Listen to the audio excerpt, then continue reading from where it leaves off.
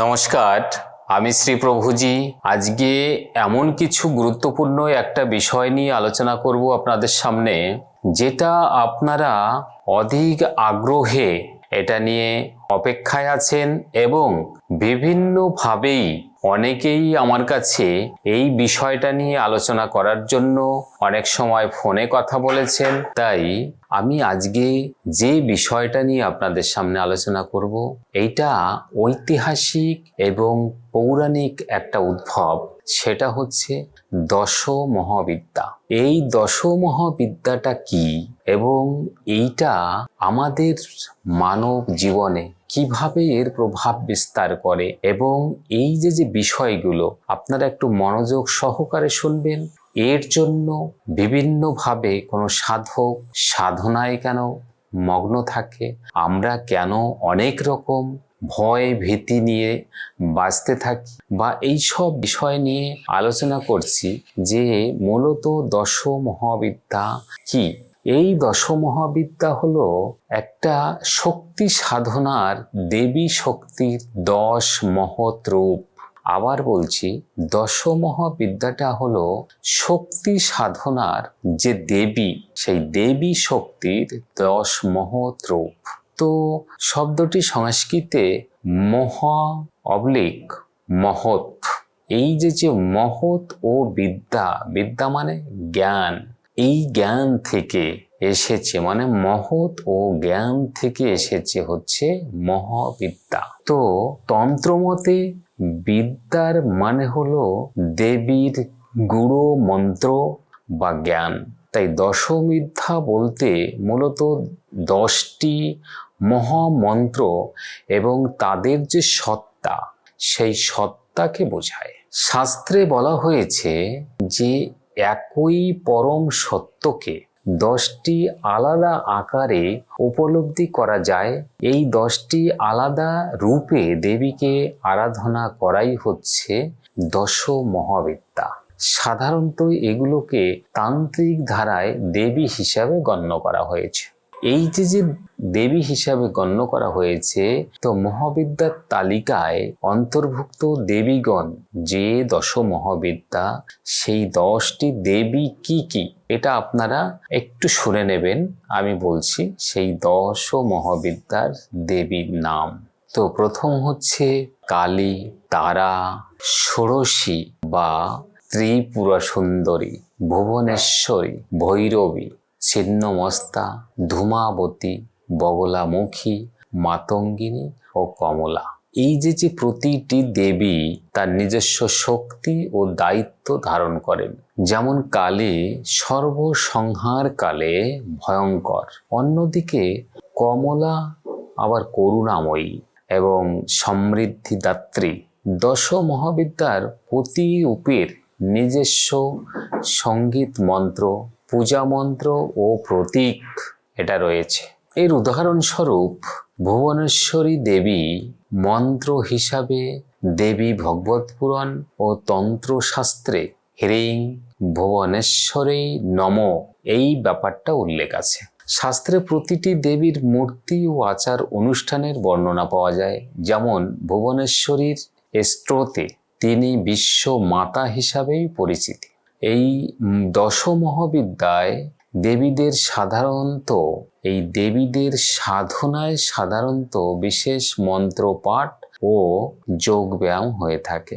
তা এই দশ মহাবিদ্যা শুধু দেবী নয়, এরা হলেন শক্তির 10টা ভিন্ন রূপ, যারা আপনার জীবন বদলে দিতে পারে। কিন্তু মনে রাখবেন, এটা কিন্তু সবাইকে ধরা দেয় না। আপনি কি জানেন যে দেবীকে আমরা সবচেয়ে বেশি ভয় পাই, তিনিই আবার আমাদের সবচেয়ে বেশি ভালোবাসেন এবং তার ভক্তকে সবচেয়ে বেশি তিনি আপন করে নেন। হ্যাঁ, আজ আমি বলছি মা কালীর কথা। কিন্তু এই মা কালী আসলে কে? কেন তার এই ভয়ঙ্কর রূপ? অনেকেই আপনারা ভাবেন কালী মানেই ধ্বংস, রক্ত, ভয়, অন্ধকার। কিন্তু সত্যিটা কি জানেন আপনি? মা কালী হলেন সময়েরও ঊর্ধ্বে থাকা এক শক্তি। তিনি শুধু ধ্বংস করেন না, তিনি তৈরি করেন, রক্ষা করেন, তার প্রয়োজন হলে আবার সবকিছু তিনি ভেঙে তছনছ করে দেন। পুরাণে বলা আছে, যখন অসুরদের শক্তি এত বেড়ে গেল যে দেবতারা পর্যন্ত ভয় পেয়ে গেলেন, এবং তখন কি হলো? তখনই জন্ম নিলেন স্বয়ং মা কালী। মা দুর্গার কপাল থেকে উদ্ভব হলো এমন এক ভয়ঙ্কর শক্তি, যার চোখ লাল, জিহ্বা বেরিয়ে আসছে, গলায় মুন্ডমালা। তিনি আর কেউ নন, তিনি মহাকালী। এখন প্রশ্ন হলো আপনাদের, যে কালীর এই এমন রূপ কেন? কালো রং সমান অসীম, জিহ্বাটা সমান অহংকার দমন, মুন্ডমালা সমান জীবনের সত্য। মানে মা কালী আমাদের শেখান সব কিছুই একদিন শেষ হয়ে যাবে। আপনি কি কখনো ভেবে দেখেছেন আমরা কেন কালীকে ভয় পাই? কারণ হিসাবে জানবেন যে আমরা সব সময় সত্যকে ভয় পাই। মা কালী মানে আপনার ভেতরের যে অন্ধকার রূপ আছে, এই অন্ধকার রূপের মুখোমুখি হওয়া। যারা সত্যিকারের ভক্ত তারাই একমাত্র জানেন যে মা কালী শুধু ভয়ঙ্করী নন, তিনি দ্রুততম এবং অতি দ্রুতদায়ক, ফলদায়ক দেবী। এই দেবীকে যদি আপনি একবার মা ডেকে নেন, তাহলে আপনার জীবনটা 100% বদলাতে বাধ্য। কিন্তু একটা গোপন কথা আছে, মা কালী কিন্তু সহজে কাউকে ধরা দেন না। কিছু নিয়ম আছে, আবার কিছু ভুলও আছে।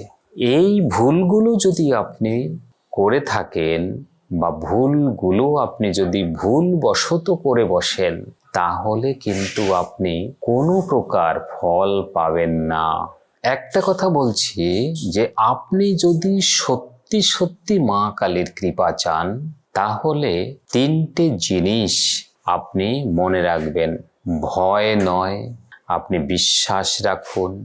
লোভ নয়, আপনি সমর্পণ করতে শিখুন। এবং একদমই তাড়াহুড়ো নয়, আপনি ধৈর্য ধরতে শিখুন।